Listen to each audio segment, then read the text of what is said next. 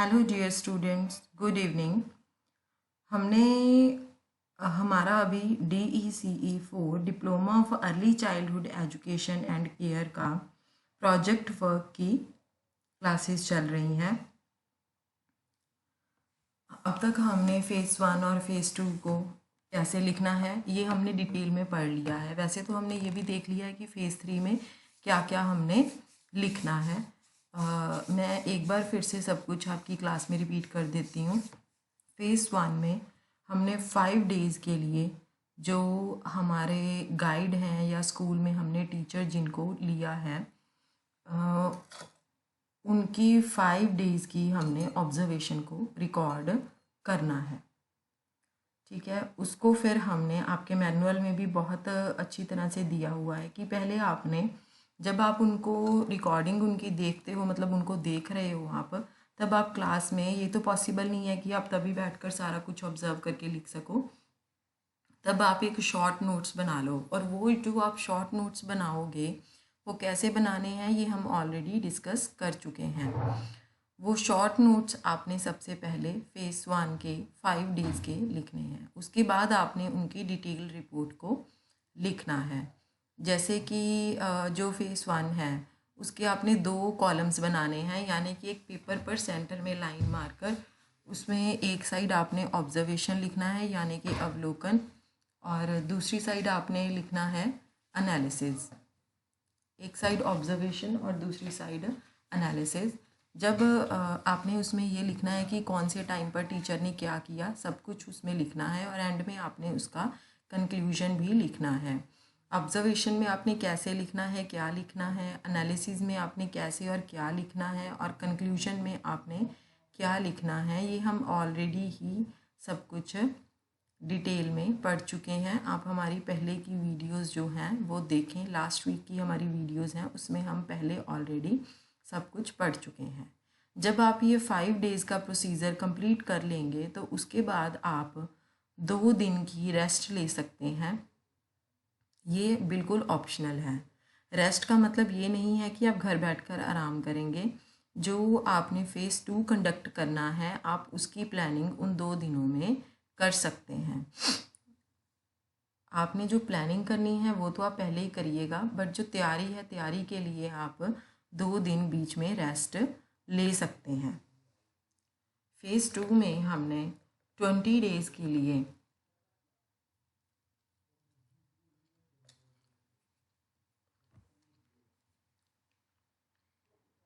Activities को करना है, और हमने इसको 2 दिन में 2 पार्ट्स में डिवाइड करना है, 10 + 10 डेज़।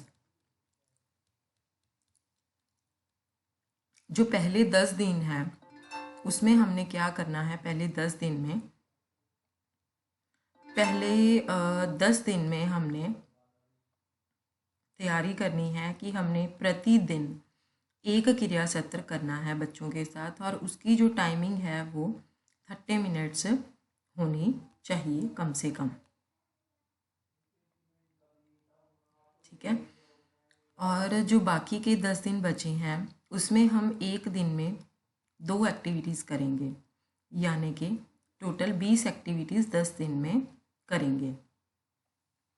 ठीक है, और इसमें हमने सबसे पहले लिखना है जो भी आपने एक्टिविटी करनी है उसका हेडिंग, उसके बाद क्या लक्ष्य है, आप ये क्यों कर रहे हैं, आपका क्या गोल है उसको लेकर, उसके बाद एक्टिविटी प्लान यानी कि क्रिया योजना, उसके बाद आपने कैरी आउट करना है एक्टिविटीज़ को, क्रिया आयोजित करना, और उसके बाद फिर आपने रिपोर्ट लिखनी है। जब आप एक बार क्रिया की योजना बना लोगे तो उसके बाद आपने जो भी आपने स्कूल में गाइड को चुना है आप उसको एक बार देख लोगे, मतलब उसको दिखाओगे अपना, वो उस पर आपके कमेंट्स देंगे, और एक बार जब आप रिपोर्ट लिख लोगे उसके बाद भी आप उसको दिखाओगे। ये दोनों कमेंट्स आपकी प्रोजेक्ट बुक में अवेलेबल होने चाहिए जब आप प्रोजेक्ट बुक को सबमिट कर रहे हैं। और इनमें सब में क्या लिखना है और कौन कौन सी एक्टिविटीज़ होनी चाहिए ये हम ऑलरेडी सब कुछ डिस्कस पहले कर चुके हैं। अब हम जो हमारा पार्ट 3 है उसको डिस्कस करेंगे, पर उससे पहले जैसे आप फेज़ 2 स्टार्ट करने से पहले आपने 2 दिन का ऑप्शनल एक ब्रेक लेने के लिए बोला था, इसी तरह से ही आप फेज़ 3 को स्टार्ट करने से पहले 3 दिन का एक ऑप्शनल ब्रेक ले सकते हैं अपना फेज़ 3 स्टार्ट करने से पहले। उसमें आप अपने फेज़ 3 की प्लानिंग को कर सकते हैं। जो थर्ड फेज़ होता है उसमें क्या होता है कि जब बच्चे स्कूल में आते हैं उस समय से लेकर जब बच्चे वापस अपने घर को जाते हैं, आपने बच्चों को संभालना है उतने टाइम के लिए और उनके साथ क्रियाएं आयोजित करनी है। कहते कि अब तक आपको बच्चों के साथ काम करने का एक्सपीरियंस बहुत अच्छी तरह से हो गया होगा कि कैसे बच्चों के साथ एक्टिविटीज़ को प्लान करना है और कैसे कंडक्ट करना है। जो प्रोजेक्ट वर्क का ये लास्ट फेज़ है, ठीक है, इसमें जैसे हमने पहले बात करी है कि आपको पूरे टाइम के लिए कंप्लीट चार्ज मिल जाएगा बच्चों का प्री स्कूल या नर्सरी स्कूल में जिसमें आप काम कर रहे हैं पूरे 5 वर्किंग डेज़ के लिए।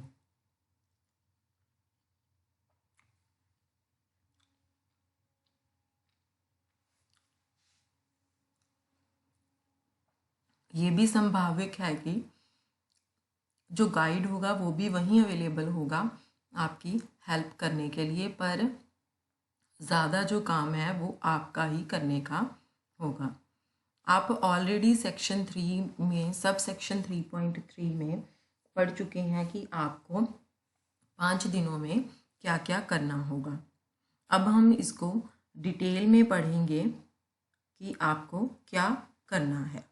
सबसे पहले है डिवाइजिंग द वीक्स क्यूरिकुलम, यानी कि सप्ताह की पाठ्यचर्या बनाना, पाठ्यक्रम बनाना।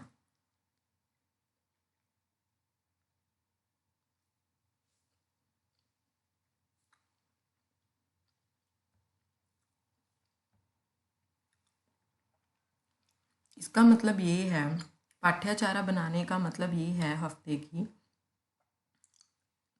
ये इस बात को इंडिकेट करता है कि आप बच्चों के साथ क्या करोगे जब आप स्कूल में आओगे और उसके बाद जब बच्चे स्कूल से वापस चले जाएंगे।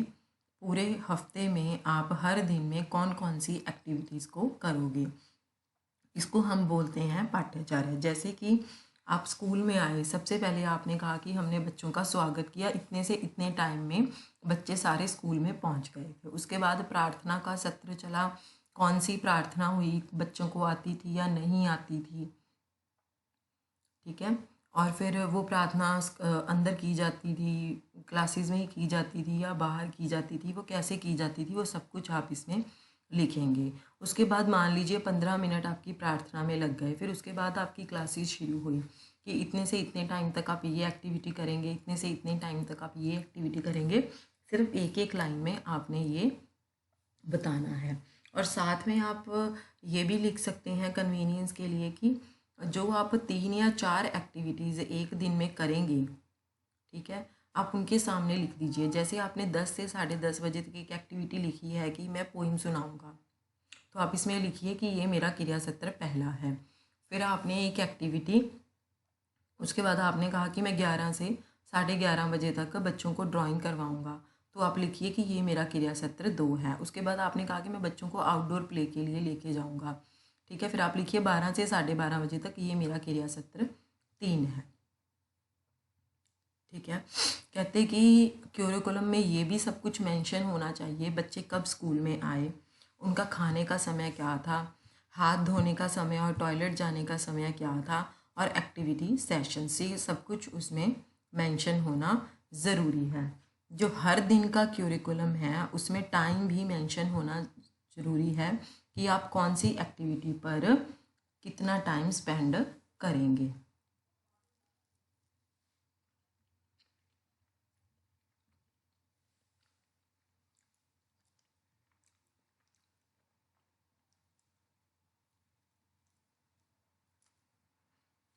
उसके बाद हैं कि क्या क्या संकेत हैं। कहते कि जो DECE 1 diploma of early childhood care and education का जो मैनुअल फर्स्ट है, जो आपका कोर्स 1 है, उसमें जो यूनिट 30 है उसमें पाठ्याचार्य यानी कि क्यूरिकुलम को कैसे प्लान करना है उसके बारे में भी आप पढ़ेंगे। अगर आप ऑलरेडी पढ़ चुके हैं तो आप उस यूनिट को एक बार दोबारा ओपन कीजिए अपनी मेमोरी को रिवाइज करने के लिए कि कैसे क्यूरिकुलम को बनाना है। उन गाइडलाइंस को फॉलो करके आप क्यूरिकुलम को बनाइए। 5 दिनों के क्यूरिकुलम का बनाइए 5 वर्किंग डेज़ के लिए। ये बात माइंड में रख कर बनानी है आपने क्यूरिकुलम कि जो पाठ्याचार्य संबंधी सिद्धांत हैं, पाठ्याचार्य जो है उनके सिद्धांतों पर आधारित ही बने।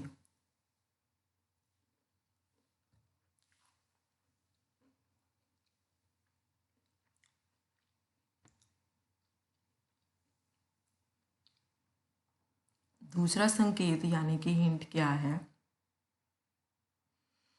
आप कोई ना कोई थीम भी चूज़ कर सकते हैं। जैसे कि आप एनिमल का थीम चूज़ कर सकते हैं, कोई भी त्यौहार का थीम चूज़ कर सकते हैं, माई बॉडी का थीम चूज़ कर सकते हैं, या कलर्स का थीम भी चूज़ कर सकते हैं अपने पूरे हफ्ते का प्रोजेक्ट बनाने के लिए।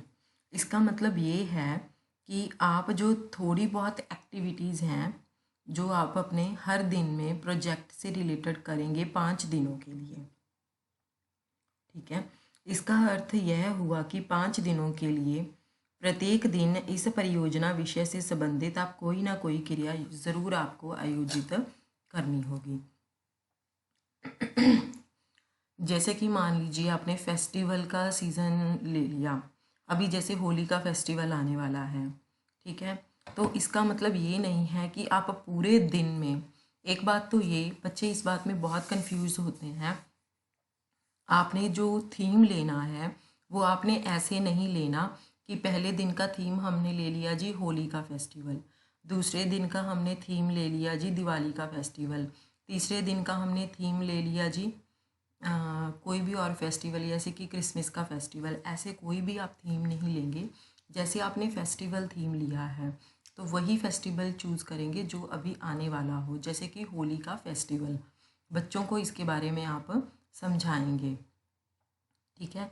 और आपने एक दिन में अगर 3 एक्टिविटीज़ करनी है तो उसमें से सिर्फ एक एक्टिविटी आपकी ऐसी होनी चाहिए जो फेस्टिवल थीम से रिलेटेड हो। ऐसा नहीं है कि अगर आपने फेस्टिवल थीम ले लिया तो आप 15 की 15 एक्टिविटीज़ ही फेस्टिवल थीम पर करोगे। आप सिर्फ एक दिन में एक एक्टिविटी ही उस थीम पर रिलेटेड करोगे, जो बाकी की 2 एक्टिविटीज़ हैं वो आप कोई भी कर सकते हैं। मान लीजिए आपने कलर्स का ले लिया, ठीक है, तो आपको हर दिन एक एक्टिविटी, यानी कि 5 दिन है तो 5 दिन में एक एक एक्टिविटी, टोटल 5 एक्टिविटी आप कलर्स पर कर सकते हैं, ठीक है। क्योंकि बच्चे बहुत ज़्यादा ये गलती करते हैं कि जैसे दिवाली का फेस्टिवल ले लिया, या तो वो पूरे दिन दिवाली का फेस्टिवल का ही डिस्कस करते रहते हैं। इससे बच्चे बोर हो जाएंगे, वो आपके इसमें कंसंट्रेशन से नहीं देख सकेंगे।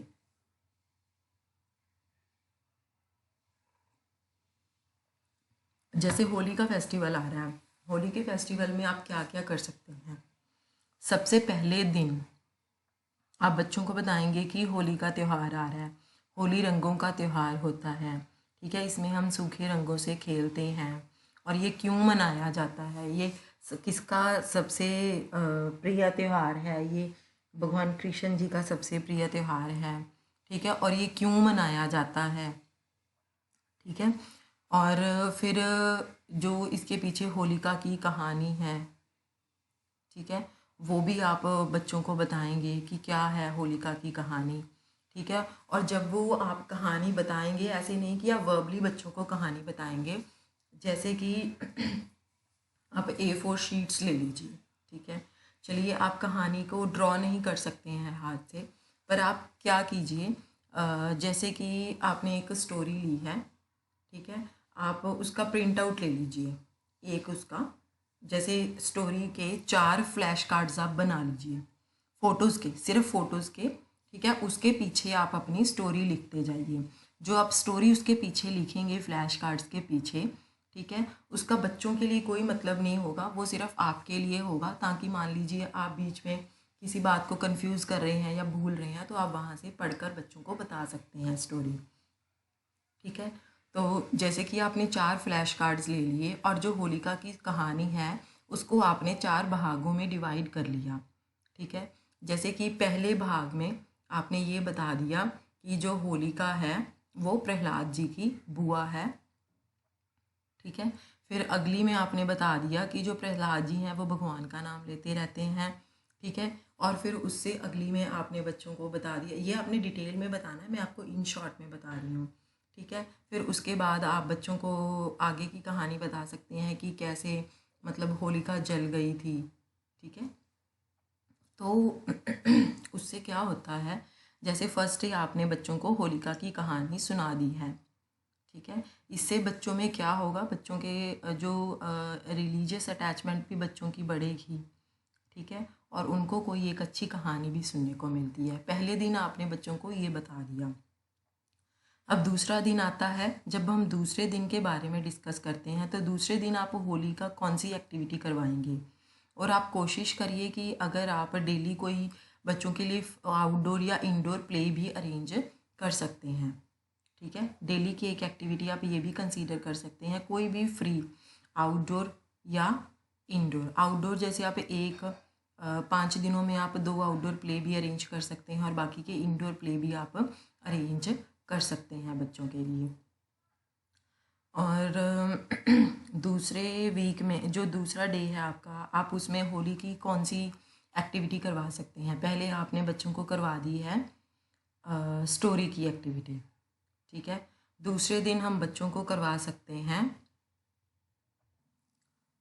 दूसरे दिन आप बच्चों को ये करवा सकते हैं, जैसे कि आपने बच्चों को एक पेपर ड्राइंग की एक्टिविटी करवाई है, जैसे कि या डिफरेंट डिफरेंट आइडियाज़ कोई क्राफ्ट मेकिंग के, ऐसे आप बच्चों को एक्टिविटी करवा सकते हैं। जैसे कि आपने बच्चों को एक पेड़ बनाकर दे दिया, नीचे से आपने उसका ब्राउन पार्ट जो है वो आपने ड्रॉ करके दे दिया और ऊपर से आपने उनको उनकी ब्रांचेस को ड्रॉ करके दे दिया, मतलब लाइनें बनाकर आपने बच्चों को दे दी हैं। ठीक है। तो बच्चे क्या करेंगे, जैसे जो ये ईयरबड्स आते हैं, आपने ईयरबड्स का एक बंच बना के बच्चों को दे दिया और एक प्लेट में आपने बच्चों को थोड़े कलर दे दिए और उनको बोलिए कि जो ईयरबड्स हैं आप उनमें कलर्स में डिप करके, ठीक है, आप उनकी जो ब्रांचेस हैं वहाँ पर आप लगाइए। ठीक है। इससे बच्चों की जो हैंड और आई कोऑर्डिनेशन है वो भी बढ़ेगी और साथ में उनको ये पूछिए कि ये कलर्स कौन से हैं, यानी कि उनकी लैंग्वेज डेवलपमेंट भी होगी जब वो कलर्स के बारे में आपको बताएंगे। ठीक है। और साथ में उनकी कॉग्निटिव डेवलपमेंट भी होगी। उसके बाद आप और भी एक्टिविटीज़ को करवा सकते हैं बच्चों को कलर से रिलेटेड। जैसे कि मान लीजिए आपने कॉटन बॉल्स ले ली हैं। ठीक है। आप बच्चों को कलर्स दे दीजिए। ठीक है। और बच्चों को बोलिए कि कॉटन उसमें डिप कर करके बच्चे उस पर लगाएंगे, एक पेपर पे लगाएंगे, वो भी एक एक्टिविटी हो सकती है। ठीक है। या फिर मैंने एक एक्टिविटी और भी एक बार करवाई थी बच्चों को कि जैसे आप कॉटन बॉल्स को डिप करिए, कलर में डिप करके आप वो कॉटन बॉल्स, छोटी छोटी कॉटन बॉल्स को बच्चों को बोलिए, जैसे ब्लू कलर में डिप किया, डिप करके आप उसको पेपर के ऊपर रख दीजिए। ठीक है। जैसे ऑरेंज कलर की एक्टिविटी आप उसको उसके ऊपर रख दीजिए, वो सारी रख के फिर बाद में बच्चों को बोलिए कि स्पून से आप उसको प्रेस करो। ठीक है। जब बच्चे स्पून को उस कॉटन बॉल को स्पून से प्रेस करेंगे तो क्या होगा, वहाँ पर डिफरेंट डिफरेंट शेप्स बन जाएंगी।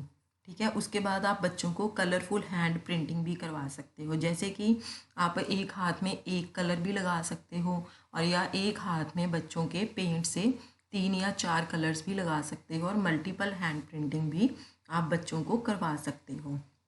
इसमें आप बच्चों को राइट और लेफ़्ट हैंड का भी बता सकते हो। एक और एक्टिविटी है, जैसे कि आप एक पिचकारी ड्रॉ कर दीजिए। ठीक है। एक पेपर लीजिए और उस पर आप एक पिचकारी ड्रॉ कर दीजिए। उसके बाद आप क्या कीजिए, बच्चों को एक कलर दीजिए। ठीक है। कलर उस पर जैसे पानी जो है, कलर उस पर रख दीजिए थोड़ा लिक्विड फॉर्म में कलर जो पिचकारी के आगे आप रख दीजिए और बच्चों को एक स्ट्रॉ दे दीजिए।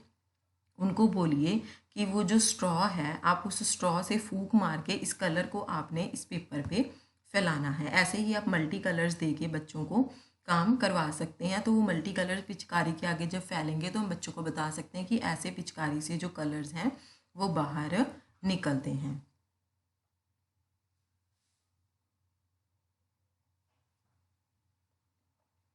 ऐसे ही कलर्स की और बहुत एक्टिविटीज़ होती हैं, जैसे कि हम अब थर्ड डे की बात करते हैं। ये हमारी कलर आप कोई भी एक्टिविटीज़ में से करवा सकते हैं, ठीक है। अब हम अपनी थर्ड उसकी बात करते हैं कि जो हमारा थर्ड डे है उसमें हम होली से रिलेटेड क्या एक्टिविटी बच्चों को करवा सकते हैं। पहले दिन तो आपने बच्चों को स्टोरी करवाई, ठीक है। दूसरे दिन आपने बच्चों को एक वो करवाई, कोई भी कलरिंग एक्टिविटी, ड्राइंग एक्टिविटी, कोई भी आइडियाज़ लेके कुछ भी लेके आप बच्चों को करवा सकते हैं, ठीक है। थर्ड डे आप बच्चों को पोइम करवा सकते हैं, ठीक है ना। होली की एक्टिविटी पर आप बच्चों को कोई भी पोइम करवा सकते हैं, जैसे होली आई धूम मचाती होली आई, दर दर में खुशी घर घर में खुशियाँ लाई, बच्चों की टोली आई, हाथ में पिचकारी लाई, रंग गुलाल उड़ाती आई, होली आई धूम मचाती होली आई, ठीक है। इससे क्या होगा कि बच्चों को और भी मज़ा आएगा, ठीक है। आप बच्चों को ये कोई एक्शन से भी आप करवा सकते हैं या कोई मटेरियल यूज़ करके भी आप बच्चों को करवा सकते हैं कोई भी एक्टिविटी।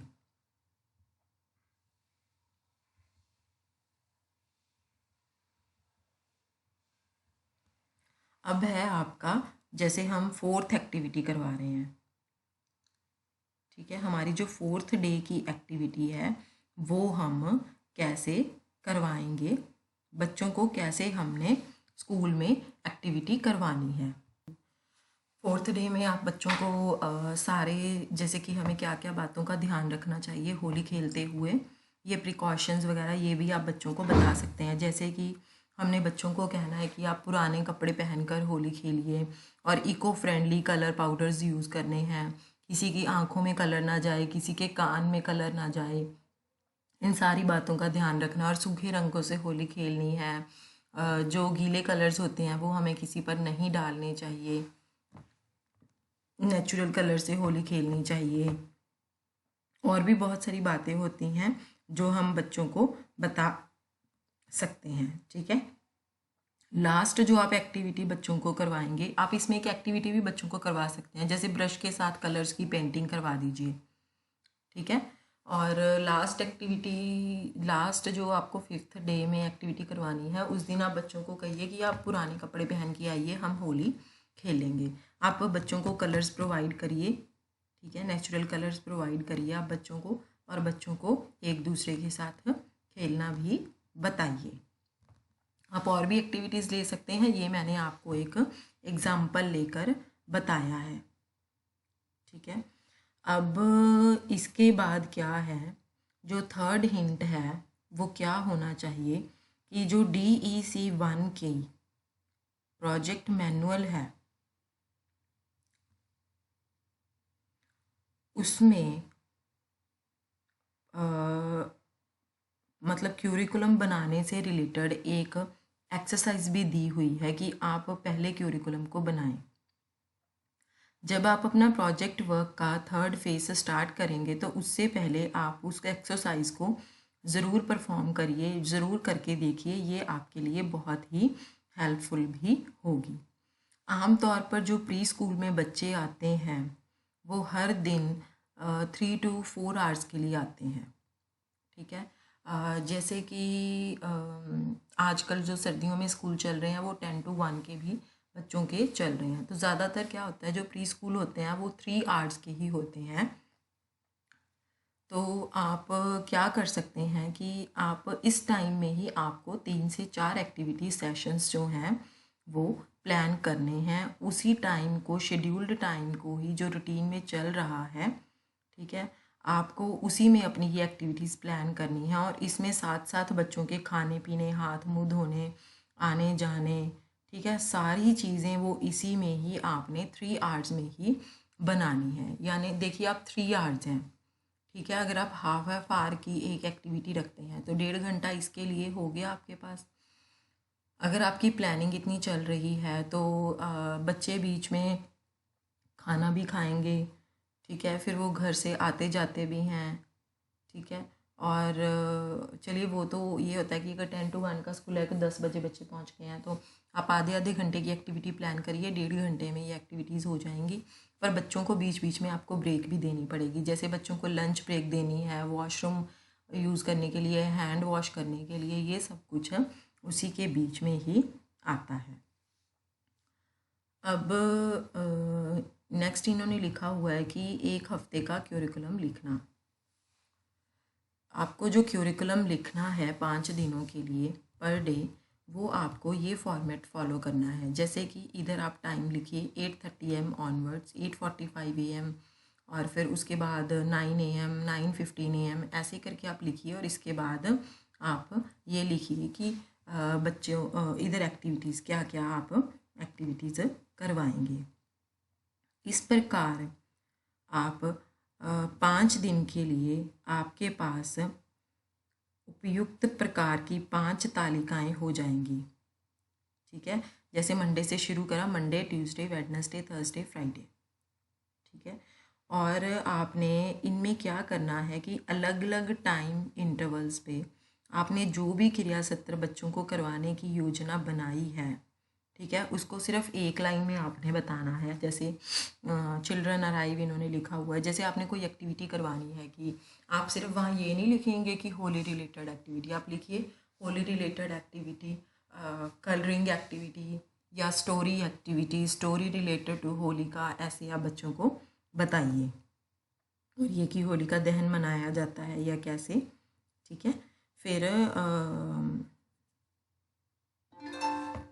जैसे हमने पहले एक स्टोरी की बात की थी, ठीक है, हमने जिस दिन बच्चों को होली सेलिब्रेट करनी है उस दिन आप पहले क्या कीजिए, बच्चों को होलिका दहन मनाकर भी आप बच्चों को प्रिंसिपल से परमिशन लेकर होलिका दहन भी आप बता सकते हैं कि वो कैसे मनाते हैं, ताकि बच्चों को पता रहे। उसके बाद आप कलर्स भी खेल सकते हैं, ठीक है। तो जो भी आपने क्रिया सत्र करने हैं आपको उसको डिटेल में इसमें क्यूरिकुलम में बिल्कुल भी नहीं लिखना। जैसे कि खाने पीने, हाथ मुंह धोने और प्रस्थान जैसी दैनिक क्रियाओं के समय का उल्लेख भी सारणी में करें कि लंच टाइम कब आता है, टॉयलेटिंग टाइम कब होता है, हैंड वॉश टाइम कितने समय का होता है, वो भी सब कुछ इसमें आप मेंशन करेंगे। अपने गाइड के साथ इन 5 दिनों की पाठ्यचर्या पर विचार विमर्श करें। गाइड 5 सारनियाँ पर आप टिप्पणियाँ लिखेंगे और आपको अंक देगी। कहते कि जो आपने पाठ्यचर्या बनाई है, ठीक है, वो पहले जब आप 5 दिनों की पाठ्यचर्या को बना लेंगे तो सबसे पहले आप वो स्कूल में परफॉर्म करने से पहले आप वो गाइड से एक बार डिस्कस करेंगे, ठीक है। गाइड उस पर अपने कमेंट्स देगी, ठीक है, और आपको उस पर मार्क्स भी देगी। जो आपके कमेंट्स हैं गाइड के वो हर चीज़ पर होने चाहिए। आपने जो एक्टिविटी प्लान की है, क्यूरिकुलम प्लान किया है, एक्टिविटी को कैरी आउट किया है, कोई रिपोर्ट को कैरी आउट किया है, कोई रिपोर्ट लिखी है, उसमें सब चीज़ में आपके हर किस चीज़ के पीछे गाइड के कमेंट्स होने बहुत ज़रूरी हैं। आप लोग जनरली क्या करते हैं कि जो प्रोजेक्ट वर्क लिखते हैं लास्ट में एक टीचर से किसी से भी कमेंट लिखवा लेते हैं, ऐसा नहीं करना है आपको। आपने क्यूरिकुलम के पीछे एक्टिविटी प्लान साथ ही दिखाना है तो साथ ही कमेंट्स होने चाहिए एक्टिविटी कैरी आउट करते हुए, और उसके बाद रिपोर्ट को लिखने के बाद भी कमेंट्स का होना बहुत ज़रूरी है। अगर कोई भी गाइड आपको कोई सुझाव देता है तो आप उन सुझावों को भी अपनी जो पाठ्यक्रम है, क्यूरिकुलम आपने बनाया है, आप उसमें चेंजेस कर सकते हैं।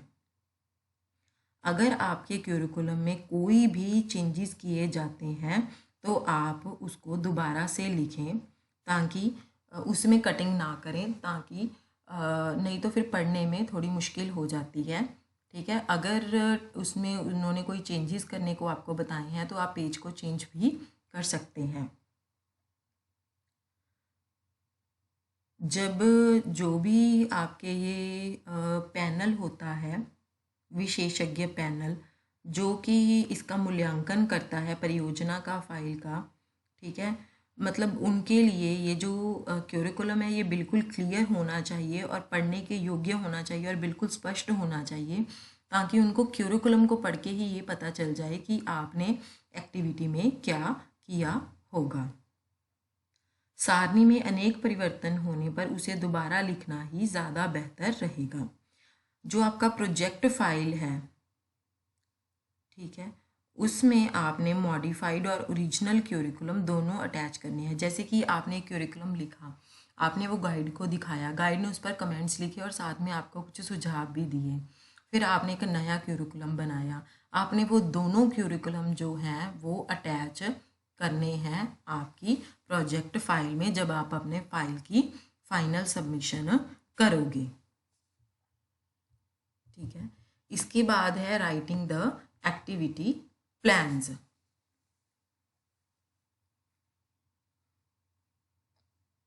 कहते हैं कि जब आपका क्यूरिकुलम एक बार अप्रूव हो गया, उसके बाद आपने क्या करना है, जितनी भी आपने एक्टिविटी सेशंस कंडक्ट करने हैं, चाहे एक दिन में 3 करने हैं या 4 करने हैं, आपको सारे एक्टिविटी सेशंस यानी कि 15 या 20 जितने भी आपने करने हैं, उनके आपको एक्टिविटी प्लान्स आपने बनाने हैं। ठीक है, वो बिल्कुल वैसे ही प्लान करने हैं जैसे कि हमने फेज़ 2 में पहले किए हैं। वो सारे एक्टिविटी प्लान्स आप बनाओगे और बनाकर आप अपने गाइड को दिखाओगे। ठीक है ना, तो आपका गाइड उसको इवेल्युएट करेगा। ठीक है, पाठ्याचार्य अनुमोदित हो जाने के पश्चात जब वो अप्रूव हो गए हैं तो 5 दिनों के लिए आपने जितने क्रिया सत्रों की योजना बनाई है उस प्रत्येक क्रिया सत्र के लिए कार्य योजना भी उसी प्रकार लिखें जैसे आप अब तक लिखते आ रहे हैं। ठीक है, जैसे कि फेज़ 2 में हमने लिखी हैं वैसे ही। अपनी अनुसूची के क्रिया सत्रों के आधार पर आपको 15 या 20 क्रिया योजना तैयार करनी होगी। आपकी क्रिया योजना अपने गाइड को मूल्यांकन करने के लिए दें। तीसरे चरण में कार्य प्रारंभ करने से पहले सभी क्रिया योजनाओं पर गाइड से विचार विमर्श कराना बेहतर होगा। जो सहायक सामग्री आप बनाएंगे या उपलब्ध कराएंगे इसकी भी उनसे चर्चा करें।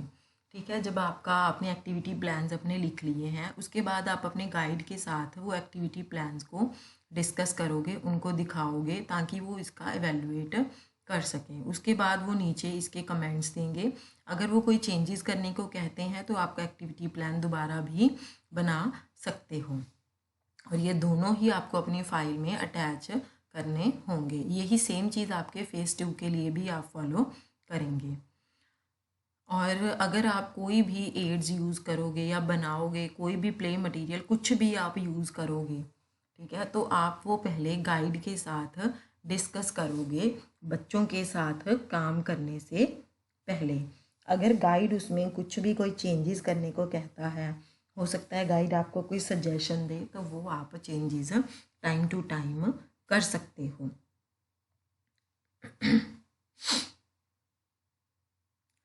कहते कि अगर आप किसी भी कारणवश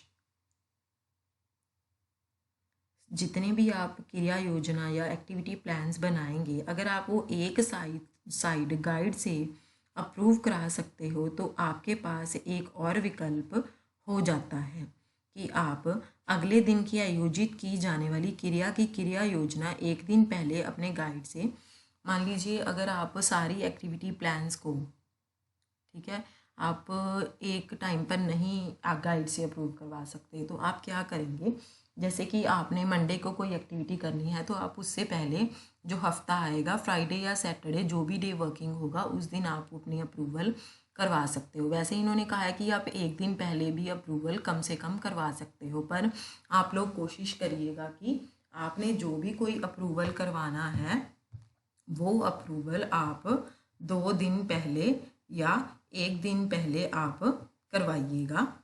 अप्रूवल। ठीक है, क्यों वो अप्रूवल आपने 2 दिन पहले या 1 दिन पहले आपने क्यों करवाना है? क्योंकि अगर आप 2 दिन पहले करवाएंगे तो मान लीजिए कोई उसमें चेंजेस करने को आपको बोल दिए हैं, ठीक है, तो वो 1 दिन में पॉसिबल नहीं है। इसीलिए हम आपको सजेस्ट करेंगे कि वो जो आपने चेंजेस करने हैं तो आपको उनके लिए 1 या 2 दिन चाहिए ही चाहिए। पर आप ज़्यादा से ज़्यादा ट्राई करिए कि सारे एक ही साथ पहले ही आप अपने करवा लीजिए। आप याद रखें कि हर क्रिया की क्रिया योजना 1 दिन पहले अप्रूव करवाना बहुत ज़रूरी है। आपकी क्रिया योजना पर गाइड अपनी टिप्पणियाँ भी लिखेगी और अंक भी देगी। ठीक है, जो गाइड है वो एक तो क्यूरिकुलम पर अंक देगी, एक एक्टिविटी प्लान पर अंक देगी और एक रिपोर्ट राइटिंग पर अंक देगी, और साथ में जो आपने वीडियो बनाई है उस पर भी आपको अंक मिलेंगे।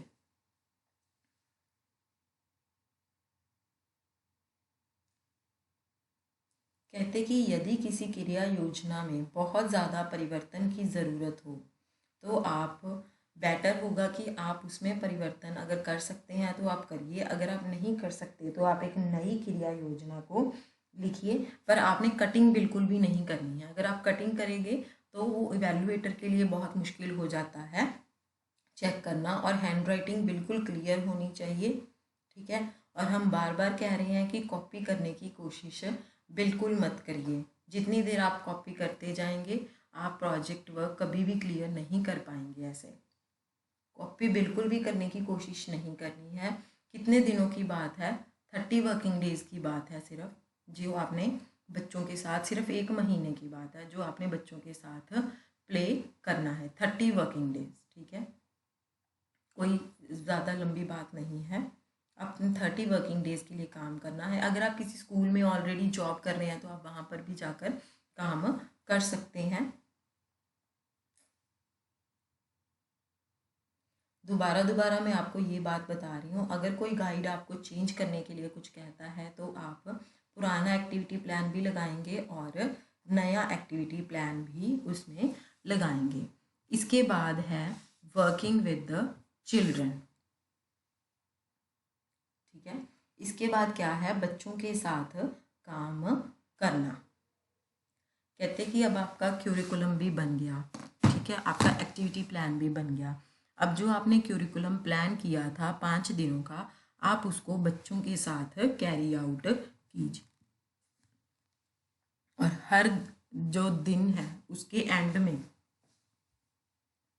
जो हर दिन है उसके एंड में आपको एक फीडबैक दिया जाएगा कि आपने बच्चों को कैसे हैंडल किया, या आप बच्चों के साथ आपने कैसे एक्टिविटीज़ को कैरी आउट किया। वो जो सजेशंस आपको दिए जाएंगे वो आपने अपने ध्यान में रखने हैं जब आप अपनी नेक्स्ट एक्टिविटी, नेक्स्ट डे की एक्टिविटी आप बच्चों के साथ परफॉर्म करेंगे। इसके बाद हैं 5 दिनों के क्रिया सत्रों की रिपोर्ट। ये बेहतर होगा अगर आप रिपोर्ट को उसी दिन जाकर घर लिखें। अगर आपने बच्चों के साथ 3 एक्टिविटीज़ की हैं तो आप सेम डे जाकर ही सारी एक्टिविटीज़ को लिखें। अगर आप वो एक्टिविटीज़ इकट्ठी लिखने के लिए छोड़ देंगे तो उससे क्या होता है कि आप अपने माइंड से बहुत सारी बातों को स्किप कर देते हैं। और मैं बार बार एक ही बात अपनी हर वीडियो में रिकॉर्ड कर रही हूँ कि रिपीट कर रही हूँ कि वीडियो बनाना बहुत ज़रूरी है 5 मिनट की। अगर आप वीडियो नहीं बनाएंगे तो आपके जो प्रोजेक्ट वर्क हैं उसमें आप क्लियर नहीं हो पाएंगे। आपने एक तो स्पेशल एक्टिविटी सेशन की रिपोर्ट बनानी है और उससे पहले आपने एक जनरल रिपोर्ट भी बनानी है। ठीक है, अब हम ये बात करते हैं कि जो जनरल रिपोर्ट आपने बनानी है वो कैसी होनी चाहिए। जनरल रिपोर्ट का मतलब है कि आपने एक दिन में जितनी भी एक्टिविटीज़ की हैं, ठीक है, उसकी एक जनरल रिपोर्ट लिखनी है, और उसमें क्या क्या एस्पेक्ट्स आने चाहिए वो हम अभी देख लेते हैं।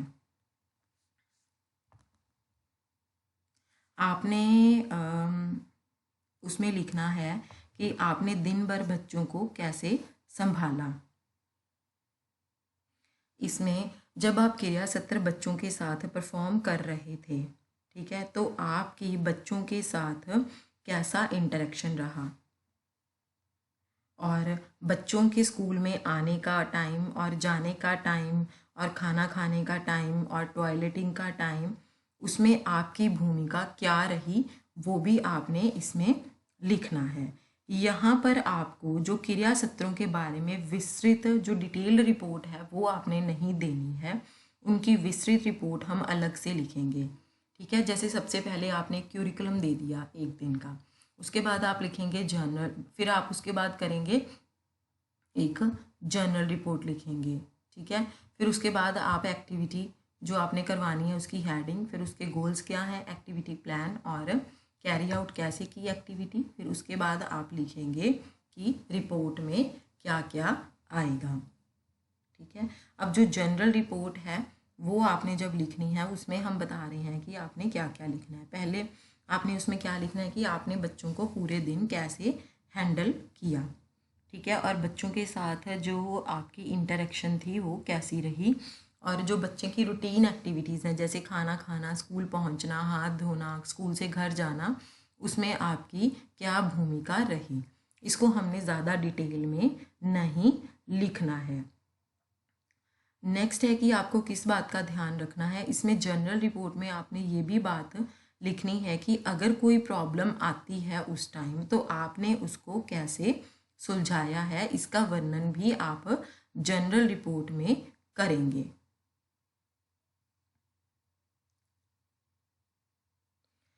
और ये कोई ज़रूरी नहीं है कि कोई प्रॉब्लम आए ही आए, ये भी संभव हो सकता है कि आप दिन में जो भी कोई समय बच्चों के साथ स्पेंड कर रहे हैं या जो भी क्रियाएं बच्चों के साथ कर रहे हैं वो बहुत ही स्मूथ वे से चलती रहें, लेकिन कभी कभी कुछ समस्याएं आ जाती हैं, उसका वर्णन आप अपनी रिपोर्ट में यह सब आपको जनरल रिपोर्ट में बताना है।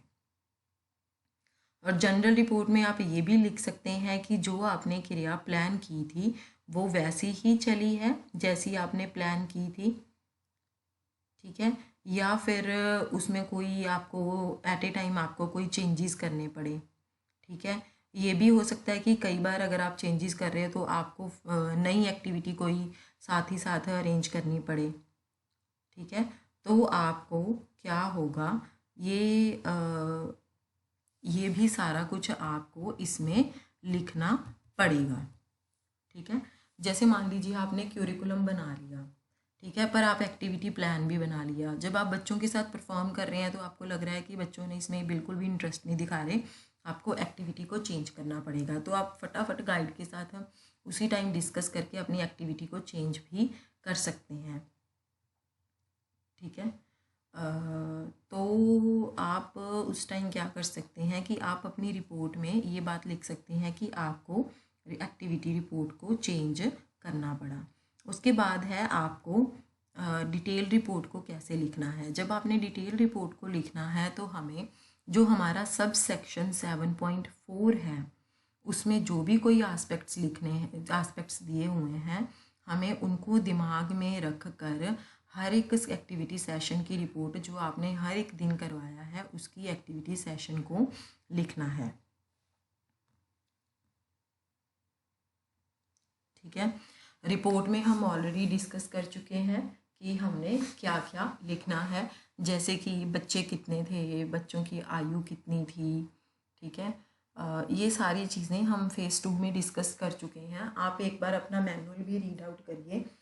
मैं आपको बार बार एक ही बात कह रही हूँ कि जब 2-3 पॉइंट्स इम्पॉर्टेंट हैं जो कि हम अनेक्शर्स को डिस्कस करने से पहले एक बार दोबारा समझ लेते हैं। सबसे पहले, ठीक है, जो आपकी प्रोजेक्ट फाइल के साथ आना ज़रूरी है वो हैं अनेक्शर्स, ठीक है, वो सारे अनेक्शर्स आपको लगाने हैं। और दूसरी बात जो आनी चाहिए वो है लेक्चर्स के साथ साथ एक आपने वीडियो ज़रूर बनानी है 5 मिनट्स की। अगर आप उसको यूट्यूब पर अपलोड नहीं कर सकते हैं तो आप उसको पेन ड्राइव या सीडी में डालकर अपनी प्रोजेक्ट फाइल के साथ भी भेज सकते हैं।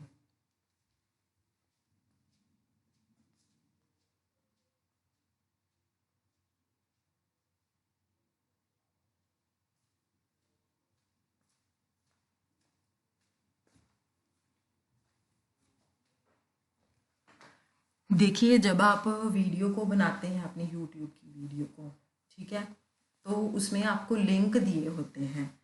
जो वो लिंक हैं, ठीक है, सबसे पहले जब आप यूट्यूब का वो बनाएंगे तो यहाँ पर हमारी एक रिक्वेस्ट है आपसे कि जब आप यूट्यूब का चैनल बनाते हैं, ठीक है, तो आप अपनी फाइल में ये ज़रूर मेंशन करिए कि आपका जो यूट्यूब का चैनल है उसका नाम क्या है, ठीक है। और यस, इस बात का ध्यान ज़रूर रखिए यूट्यूब लिंक को लिखते हुए कि उसमें कौन सा अक्षर अल्फ़ाबेट का बड़ा है, यानी कि ए कैपिटल है या ए स्मॉल है, उसको वैसे ही लिखिए। अगर कहीं अंडरस्कोर है तो उसको अंडरस्कोर ही लिखिए, उसको हैश मत बनाइए। इससे क्या होता है कि जो इवैल्यूएटर होता है, जब वो आपकी वीडियो को खोलने की कोशिश करता है, अगर वो URL रॉन्ग दिया होता है आप लोगों ने, मान लीजिए आपने कहीं पर बी आया है तो आपने वहाँ पर स्मॉल बी लिख दिया, ठीक है, पर वो कैपिटल बी है, तो वो वीडियो ओपन नहीं होती है। इससे क्या होगा, आपके जो वीडियो के मार्क्स हैं वो ज़ीरो लग जाएंगे। तो जो यूट्यूब पर अपलोड कर रहे हैं वीडियोस को, ठीक है, उनको ये जो एक्टिविटीज़ हैं जो आप बच्चों के साथ करते हैं वो अपलोड कर रहे हैं, तो प्लीज़ जो URL आप दे रहे हैं वो बिल्कुल सही लिखिएगा। और कई स्टूडेंट्स क्या करते हैं, यूट्यूब से ही वीडियो उठाकर कोई ना कोई उसका लिंक दे देते हैं। ऐसा करने की ज़रूरत नहीं है, इससे आप इवैल्यूएटर का टाइम भी वेस्ट करते हो और अपना खुद का भी टाइम वेस्ट करते हो। खुद की वीडियोस बनाइए और उसी को ही भेजिए। काम को बर्डन मानकर मत कीजिए, काम को एंजॉय करके करेंगे तो बच्चों के साथ काम करना आपको अच्छा भी लगेगा, ठीक है। और यूट्यूब जो वीडियोस होती हैं, वैसे तो आप कोशिश करिए, अगर आप उनको जैसे आपका यूट्यूब लिंक है तो आप उसको कॉपी करिए, ठीक है, कॉपी करके ही, जैसे आपने यूट्यूब अपलोड कर दिए, कॉपी करके आप उसको वर्ड की एक फ़ाइल बनाइए, माइक्रोसॉफ्ट वर्ड की, ठीक है, उसमें आप साथ साथ उसको कॉपी पेस्ट करते रहिए, तो वो एज सच जो लिंक है, ठीक है, वो वैसे ही आ जाएगा वहाँ पर, आपको उसमें लिखने की ज़रूरत नहीं पड़ेगी।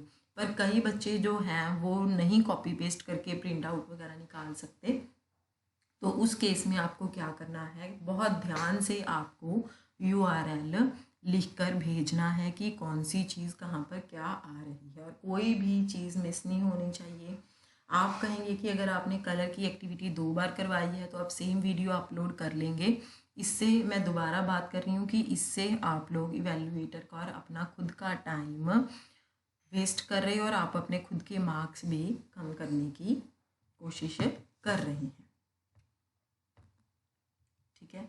इसके बाद अब हम डिस्कस करेंगे कि कौन कौन से अनेक्शर्स हैं जो हमें इसके साथ लगाने हैं। सबसे पहले है एक अनेक्शर 1 जो आपकी मैनुअल में दिया हुआ है, ठीक है। आपको याद रखना है कि ये जो आपकी फाइल में जो दिए हुए हैं ये मैनुअल, आप इसको फ़ोटो कॉपी करके अपने साथ रखिए, ठीक है। ये जो मैनुअल है सेक्शन ए में, ये है आपके प्रोजेक्ट वर्क कंप्लीशन का। इसमें क्या है, जो भी आप स्कूल के प्रिंसिपल या गाइड को चुनते हैं नर्सरी स्कूल को, ठीक है, उनके इस पे सिग्नेचर होंगे, गाइड के भी होंगे और प्रिंसिपल या इंचार्ज कोई भी है नर्सरी स्कूल का उनके भी होंगे, और उनकी स्टैम्प भी इसमें अटैच होनी चाहिए। उसमें ये लिखेंगे, जहाँ पर ये मिस्टर मिसिज़ और मिस लिखा हुआ है, यहाँ पर आपका नाम आएगा कि has done the project work for the stipulated duration under our guidance and supervision and that the report submitted herewith is the result of bonafide work done by the learner in, फिर वो dates लिखेंगे कि ये date से लेकर ये date तक हमारे स्कूल में उन्होंने काम किया है, ठीक है। यहाँ पर आएगा स्कूल का नाम, जो ये ज़्यादा स्पेस छोड़ी हुई है, नेम ऑफ नर्सरी स्कूल, यहाँ पर आएगा टाइम पीरियड। ये नीचे लिखा भी हुआ है कि कहाँ पर क्या आएगा। ठीक है, अब इसके बाद है यहाँ पर सिग्नेचर गाइड के आएंगे और यहाँ पर प्रिंसिपल के, और यहाँ पर कौन सी जगह है वो भी लिखी जाएगी और कौन सी डेट को उन्होंने सिग्नेचर किए हैं ये भी लिखा जाएगा। इसके बाद है एनेक्चर 1 का सेक्शन बी कि ड्यूरेशन ऑफ प्रोजेक्ट वर्क क्या रहा। ये जो डिटेल्स हैं ये लर्नर फिल करेगा और गाइड इसको या प्रिंसिपल या स्कूल इसका जो है वो इसको वेरीफाई करेगा। ठीक है, सबसे पहले है कि जो प्रोजेक्ट वर्क है वो कब शुरू हुआ, यहाँ पर आएगा कि वो कब शुरू हुआ, जो प्रोजेक्ट वर्क है वो कब एंड हुआ। क्या प्रोजेक्ट वर्क को 45 वर्किंग डेज में कंप्लीट किया गया, हाँ या नहीं। अगर 45 वर्किंग डेज से ज़्यादा की ज़रूरत पड़ी है, ठीक है, तो हमें क्या करना है कि उसको दोबारा लिखे। ऐसा करते हुए यह भी बताएं कि परियोजना कार्य के प्रत्येक चरण की अवधि क्या थी। ठीक है, जैसे कि जो आपने फेज़ 1 किया वो कौन सी डेट तक किया, फेज़ 2 आपने कौन सी डेट तक किया, फेज़ 3 आपने कौन सी डेट तक किया। उसके बाद यहाँ सबके सिग्नेचर, डेट और प्लेस भी आएगी। इसके बाद है एनेक्चर 2। ठीक है, ये जो एनेक्चर है इसमें प्रोजेक्ट वर्क की इवैल्यूएशन के नॉर्म्स हैं जो कि गाइड ने रेफ़र करने हैं और प्रिंसिपल ने रेफ़र करने हैं, और एक्सपर्ट्स जो आपकी प्रोजेक्ट फाइल को इवैल्यूएट करेंगे। वो क्या नॉर्म्स हैं, सेक्शन ए में नॉर्म्स दिए हुए हैं for the evaluation for reference by the guide and principle of nursery school. Guide और नर्सरी स्कूल के मुख्य अध्यापक, मुख्य अध्यापिका और प्रभारी के से अनुरोध है कि वे निम्नलिखित मानकों के आधार पर शिक्षार्थी का मूल्यांकन करें। Evaluation during first phase. ठीक है, मार्क्स हैं, टोटल मार्क्स जो उन्होंने देने हैं फर्स्ट फेज में 50, ये हम पहले भी डिस्कस कर चुके हैं। ठीक है, ये आप अपने इवैल्यूएटर को दिखाइए, इसको आपको मैनुअल में लगाने की ज़रूरत नहीं है। ठीक है, कौन सी एक्टिविटी के कौन से मार्क्स हैं ये हम पहले भी एक बार डिस्कस कर चुके हैं, फिर भी मैं आपको एक बार वर्बली बता देती हूँ। जैसे कि जो फर्स्ट फेज है, ठीक है, उसमें आपने 5 दिन के लिए रिपोर्ट बनानी है तो 50 मार्क्स की हो गई है। 10 + 10 + 10 50। ठीक है, पर डे के 10 मार्क्स हो गए हैं। जब हम फेज़ 2 की तरफ जाएंगे तो उसमें क्या होगा, जो फेज़ 2 है उसमें आपको एक्टिविटी प्लान के भी 10 नंबर मिलेंगे, रिपोर्ट के भी 10 नंबर मिलेंगे, और जो आपने वीडियो बनाई है उसके भी 10 नंबर मिलेंगे। यानी कि एक एक्टिविटी में ही 3 चीज़ें हो गई हैं, तो आपकी एक एक्टिविटी में आपको 30 मिलेंगे। तो आपने टोटल 30 एक्टिविटीज़ करनी है तो टोटल आपके 900 मार्क्स जो हैं वो हो जाएंगे। फर्स्ट में 50 हुए, सेकेंड फेज में 900 हुए, तो टोटल हो गए हैं 950। अब हम आते हैं फेज़ 3 पर। फेज़ 3 पर आपको क्यूरिकुलम के 10 मार्क्स मिलेंगे एक दिन में, और एक्टिविटी प्लान के 10 मार्क्स मिलेंगे, रिपोर्ट राइटिंग के 10 मार्क्स मिलेंगे, और जो आपने वीडियो बनाई है उसके 10 मार्क्स मिलेंगे। यानी कि एक दिन के आपके, ठीक है, क्यूरिकुलम के आपके हो गए हैं 50 मार्क्स, क्योंकि 5 दिन का क्यूरिकुलम है तो 950 + 50 इज़ 1000, पूरे 1000 कंप्लीट हो गए हैं। अब जो एक्टिविटी है उसमें एक्टिविटी प्लान के, रिपोर्ट के और वीडियो के एक दिन के 30 मिल गए, तो हमने टोटल 15 एक्टिविटीज़ करनी है, तो इसका मतलब 450 मार्क्स उसके हो गए हैं। 1000 + 450 = 1450 नंबर हो गए हैं। अगर आप फेज़ 3 में एक दिन में 4 एक्टिविटीज़ यानी कि 20 करते हो तो आपको 450 की जगह 600 मार्क्स में से इवैल्यूएट करेंगे। ठीक है, ये आप अपने गाइड को दिखाइए। ठीक है, उसके बाद आपने परसेंटेज को कैसे कैलकुलेट करना है। ठीक है, ये देखिए फर्स्ट फेज के हैं 50, ईच रिपोर्ट के 10 मार्क्स। ठीक है, ये सेकंड इसके यहाँ पर 600 दिए हुए हैं, क्योंकि इसमें जो है आपके वीडियो का नहीं दिया हुआ है कि वीडियो के मार्क्स भी इसमें ऐड होंगे। ठीक है, और इसके बाद है आपका अनेक्जर 3। ओके, एक मैं आपको परसेंटेज का भी यहाँ पर बता देती हूँ, आप गाइड को भी बताइए कि जैसे जो गाइड की मार्क्स हैं वो 30% में से कैलकुलेट होंगे। ठीक है, जो एक्सपर्ट है उसके 70% में से कैलकुलेट होंगे। जैसे कि आपके टोटल आपने 15 एक्टिविटीज़ की हैं, तो टोटल हो गया 1450। मान लीजिए आपके उसमें से 1000 नंबर आते हैं, तो आप लिखिए 1000 डिवाइडेड बाई 1450 गुना 30। ठीक है, जो भी कैलकुलेशन करके आएगा वो गाइड के मार्क्स हो जाएंगे। ठीक है, इसके बाद है एनेक्जर 3। आपने एनेक्जर 1 जो है वो आपके मैनुअल में से लेकर आपने फाइल में लगाना है। एनेक्जर 2 को आपने नहीं लगाना है, ये आपने सिर्फ गाइड को दिखाना है। ठीक है, इसके बाद है एनेक्जर 3।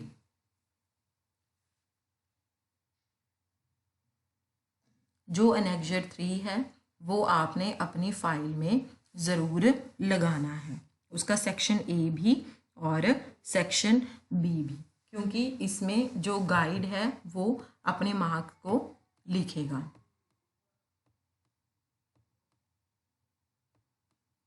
ठीक है, ये जो मैंने आपको बताया यहाँ पर 70 से बताया हुआ है, पर अब रूल चेंज है कि 30 से गाइड कैलकुलेट करेगा जो, और आपका एक्सटर्नल इवैल्यूएटर है वो 70 में से करेगा।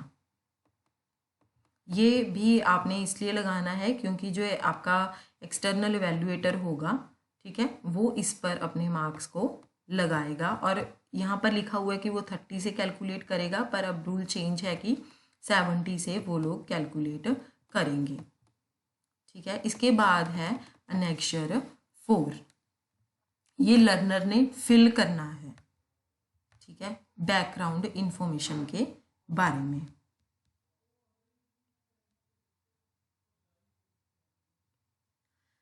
इस फॉर्म से प्राप्त सूचना का आपकी परियोजना कार्य के मूल्यांकन से कोई मतलब नहीं है, बल्कि यह सूचना डिप्लोमा करने वाले शिक्षार्थियों का प्रोफाइल बनाने में सहायक होगी, और इस संरचना के आधार पर हम डिप्लोमा को और बेहतर बना सकेंगे। कृपया इस फॉर्म को सही भरें और कोई भी प्रश्न अनुत्तरित ना छोड़ें। जो एनेक्जर 4 है उसका भाग क और ख,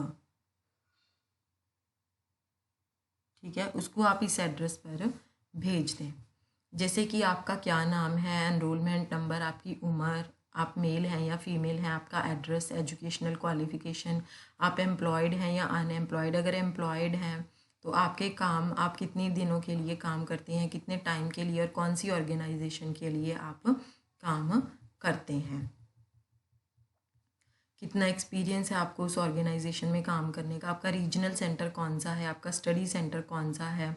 ठीक है, जहाँ आपने नर्सरी स्कूल, आप जहाँ पर आपको नर्सरी स्कूल आप बच्चों के साथ काम किया उसका क्या नाम है, जो वो गाइड है वहाँ पर उसका क्या नाम है, और इंचार्ज का क्या नाम है, आपके गाइड का क्या नाम है। ठीक है, और कितने चिल्ड्रंस हैं जहाँ पर आपने नर्सरी स्कूल में काम किया है उसका। और ये है सेक्शन बी, यानी कि feedback on the project work. ये भी लर्नर ही फील करेगा, यानी कि आप फील करेंगे। निम्नलिखित प्रश्नों द्वारा प्राप्त सूचना का आपके परियोजना कार्य के मूल्यांकन से कोई आशय नहीं है। यह सूचना गुप्त रखी जाएगी। इन प्रश्नों के उत्तर पूछने का हमारा लक्ष्य आगामी बैच के विद्यार्थियों के लिए परियोजना कार्य को और बेहतर बनाना है या उसमें सुधार करना है। ठीक है, कहते कि आपको प्रोजेक्ट वर्क कैसा लगा। Interesting, instructive, informative and difficult. रोचक, अनुदेशात्मक, सूचनात्मक, कठिन। ये अगर आपको हाँ लगा तो हाँ, अगर नहीं लगा तो नहीं, अगर थोड़ी हद तक लगा तो भी। अगर आपको डिफ़िकल्ट लगा तो किस प्रकार से आपको कठिन लगा, ये भी आप यहाँ पर लिखें। आगे नीचे लिखा हुआ है कि क्या परियोजना कार्य से आपको छोटे बच्चों के साथ कार्य करने के कौशलों का विकसित करने में सहायता मिली। यहाँ पर आप टिक करिए जैसे भी आपको लगा। थर्ड क्वेश्चन है कि परियोजना नियमावली में परियोजना कार्य से संबंधित क्या कुछ ऐसी सूचना या अनुदेश थे जो स्पष्ट नहीं थे, समझ में नहीं आए? वो भी आप हाँ या ना में उत्तर दीजिए। अगर हाँ तो वो क्या था, उसमें क्या आपको स्पष्ट नहीं लगा था। ठीक है, इसके बाद है फोर्थ क्वेश्चन, क्या परियोजना कार्य से संबंधित कोई ऐसी सूचना थी जो परियोजना नियमावली में नहीं दी गई थी? अगर हाँ ठीक है तो वो क्या थी, अगर नहीं है तो आप सिंपल टिक कर दीजिए। अगला क्वेश्चन है कि परियोजना कार्य करते समय क्या आपको समस्याओं का सामना करना पड़ा? हाँ या नहीं में से किसी को टिक कीजिए। अगर आपने हाँ लिखी है तो कौन कौन सी वो समस्याएं थी। सिक्स्थ क्वेश्चन है, क्या आपको निम्नलिखित में से किसके संबंध में किन्हीं समस्याओं का सामना करना पड़ा? नर्सरी स्कूल में नियुक्त के लिए हाँ या नहीं, गाइड मिलने में हाँ या नहीं, यदि हाँ तो समस्याएं किस प्रकार थी यह भी बताएं। आगे सातवां क्वेश्चन है, क्या आप 90 कार्य दिवसों की नियत अवधि में परियोजना कार्य पूरा कर सके? अगर हाँ तो टिक कीजिए, अगर नहीं तो क्या कारण था कि आप क्यों नहीं कर पाए। आगे है एट्थ क्वेश्चन कि आपके विचार में छोटे बच्चों के साथ अंत क्रिया के लिए कौशल विकसित करने के लिए क्या 90 कार्य दिवसों की अवधि पर्याप्त है? हाँ तो टिक कीजिए, अगर नहीं तो परियोजना कार्य के लिए कितनी अवधि होनी चाहिए और क्यों। आगे है नाइन्थ क्वेश्चन, क्या आप परियोजना कार्य के लिए परामर्श सत्र या सत्रों में गए? हाँ या नहीं, यदि हाँ तो कितने सत्रों में गए? आपको परामर्श सत्र या सत्रों में जाना कैसा लगा? उपयोगी लगा, आंशिक रूप से उपयोगी लगा या बिल्कुल भी उपयोगी नहीं लगा? आगे है, यदि आप परामर्श सत्रों में नहीं गए तो इसका कारण क्या था? मतलब आपने DEC की जो मैनुअल है आपने इसको फॉलो किया था या नहीं? क्या आपने गाइड या नर्सरी स्कूल प्राधिकारियों के संबंध में किसी समस्या का सामना किया? हाँ तो वे क्या थी, अगर नहीं किया तो आप सिंपल टिक कर दीजिए। आगे है, क्या आपने किसी 11वां क्वेश्चन है, क्या आपने किसी क्रिया सत्र के लिए क्रिया या क्रियाओं की योजना बनाने में किसी समस्या का सामना करना पड़ा? हाँ तो आप नीचे लिखिए, तो किसी किस क्रिया सत्र के संदर्भ में आपको सामना किया? अगर नहीं तो सिंपल आप टिक कर दीजिए। ये जो क्वेश्चंस हैं सारे, ये ज़रूरी नहीं है कि आप अपने मैनुअल में लगाएंगे। ऊपर जो एड्रेस दिया हुआ था अभी हमने बताया था, वहाँ पर उस एड्रेस पर आप इसको सिंपल भरकर भी फिल करके भेज सकते हैं। 12वां है कि परियोजना कार्य को सुधारने के लिए क्या आपके पास कोई सुझाव है?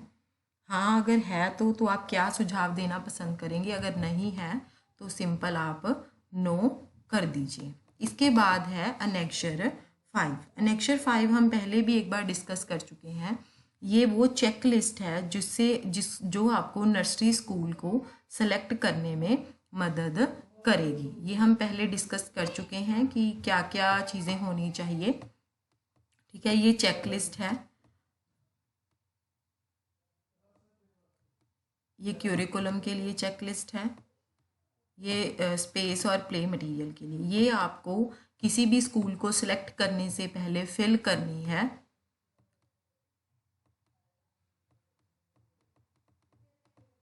ठीक है, उसके बाद आता है आपका अनेक्शर 6। जो अनेक्शर 6 है, ठीक है, ये आपको कौन सर्टिफाई करके देगा? Regional director, assistant regional director या कोई कोऑर्डिनेटर या फिर कोई भी पर्सन जो कि रीजनल डायरेक्टर को ऑथोराइज करता हो।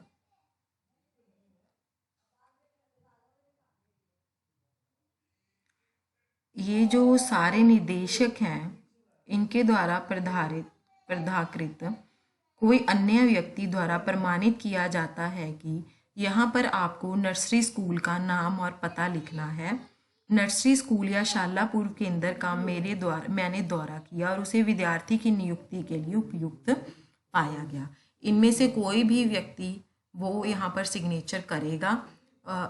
मतलब जब आप कोई स्कूल सेलेक्ट करते हैं तो आपने वो चेक लिस्ट जो हमने ऊपर अभी लेक्चर 5 में देखी है वो आपने उनको दिखानी है, ठीक है। तो उसके बाद वो लोग फाइनल करेंगे कि आप अपना नर्सरी स्कूल सेलेक्ट कर सकते हैं या नहीं।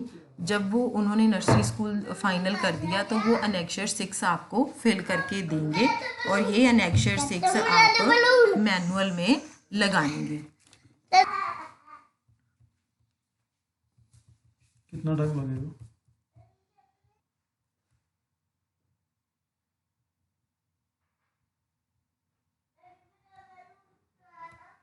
ये थे आपके अनेक्शर्स पर बहुत सारी नई गाइडलाइंस आती रहती हैं। आप जो इग्नू की ही साइट है ऑफिशियल साइट, आप उसमें से नई गाइडलाइंस जो DECE 4 के प्रोजेक्ट वर्क के लिए आती रहती हैं वो टाइम टू टाइम चेक करते रहिए अगर कोई गाइडलाइंस ऐसी आ रही हैं। ये थी आपकी DECE 4 प्रोजेक्ट वर्क बनाने की गाइडलाइंस। अगर इसके रिगार्डिंग आपको कोई भी क्वेरी है तो प्लीज़ आप हमसे कांटेक्ट करिए, हम आपकी हेल्प ज़रूर करेंगे, ठीक है। आपको शुरू से लेके एंड तक हमने सारे स्टेप्स बताए हैं कि कैसे स्कूल सेलेक्ट करना है, ठीक है, कैसे उसमें आपने काम करना है, कहाँ कहाँ पर आपको मार्क्स दिए जाएंगे, ये सब कुछ आपको बताना है।